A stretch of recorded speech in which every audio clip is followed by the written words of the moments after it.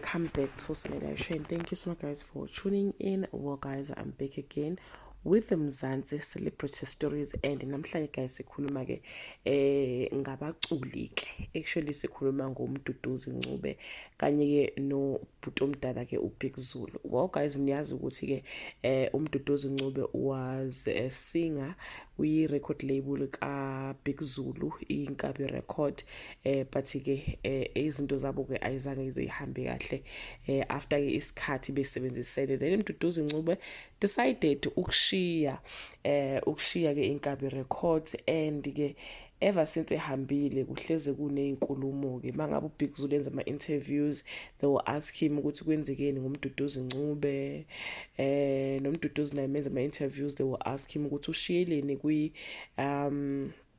kwiNkabi Records. So nizokhumbula guys ukuthi omunye uke washiya futhi wayekhala ngendaba yezimali, uNtaba yaseDubai naye wakhala ukuthi kunemali angazange azayithole. Naye ke uNcube naye ukhala esifanayo. Izolo ke uye wahamba ku page lakhe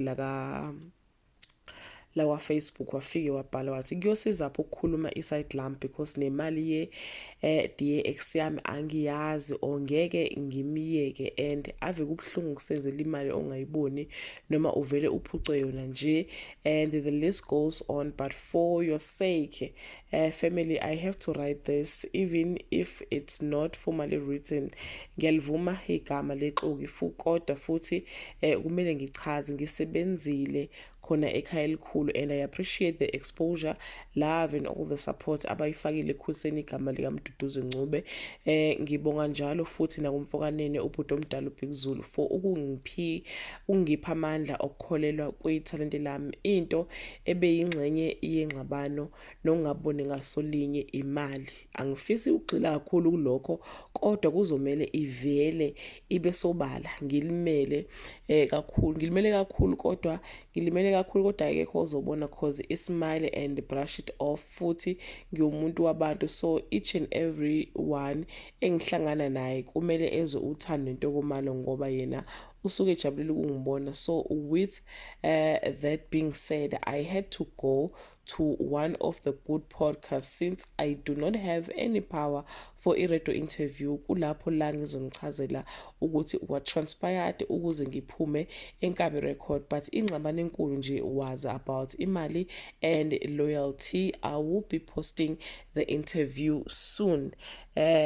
Waseke uBig Zulu ke uyaresponda ke naye cause ngiyacabanga bamthekile bamkhombisile ukuthi ke uDumsane noma uMduduzi ke upostile wathi uya kwi podcast uyochaza ke iside lakhe ke le story. Weseyabhala ke la uBig Zulu wathi Mduduzi Ncube indoda iphiliswa ingqumo zayo, wena ngabe uyasho nje ukuthi akuhlangane indlela obuhlele ngayo ayisebenzanga, ukuthi iNkabi Record igweta imali, cha yisho nje ukuthi sekuyabheda. Ngiyafisa kodwa mawuye kulo podcast oyishoyo ngibe khona nami mangabe ukhona, futhi nomunye uthi iNkabi Record yadla ke imali, nomunye mhlambe uthi iNkabi Record yadla imali yakhe. You are welcome ngenhliziyo emhlophe ukungibiza, ngizoza. INkabi Records Nation, uthando lunye, siya Ntuli featuring Impilo Yami. Okay, no, he was just sharing the other song. So guys, yeah, impi ke yalaba babili ke hayi bakithi asazi ukuthi iyogcina ke ilunge kanjani. uMduduzi Ncube uqale ke igama ke like seqale ke yakhe ke i-record label, which we are hoping ukuthi ke naye phela Nkosi yami akazokwenza ngalendlela ke eyenza ukuthi agcine sehamba lapha kwiNkabi Record. Igama ke le record label yakhe it's Black vs Bird Entertainment, I assume. So yeah guys, asazi ukuthi sikholwe bani la. uBig Zulu uyekhathulula, naye ke uMduduzi naye uthi cha bandla ubesecule kakhulu kodwa ke akayiboni ke inqubekela ke phambili. Abanye ke bayasho bathi ke abanye bayasayine ke ama contract without ukwafunda nje. Ngizokhumbula guys ukuthi kuke kwaba khona enye ngoma futhi iyaduma iJerusalem, nalo futhi lalineyingxabano ngenxa yawo kama contract asayinwa ke abaculi besafuna ifame, besafuna ukuduma, basayine noma yini. Abanqela ukusayina u6040 percent ukuthi yena uzothola u40%, umnikazi we-record label athole-ke u60. So nje I think inkinga zabo ziqala khona lapho, kube ukuthi mase bona ukuthi ithalent like selikhulile bese kumande ebona ukuthi hayi yazi ngangibheda kahle kahle. So asazi guys, we're just waiting for that podcast esizwe ukuthi kahle kahle kwenzekalani between the two, kwenzekalani ngempela. Bayamsukela uBig Zulu, uyayinika ingane imali, umncubo uqamba amanga, izinto zakhe ayilunga ngaphambili. Like we are just waiting to hear ukuthi ngempela kwenzekalani ke kulapha bobabili. That brings us to the end of this video. Do comment below and share your opinion. Bye.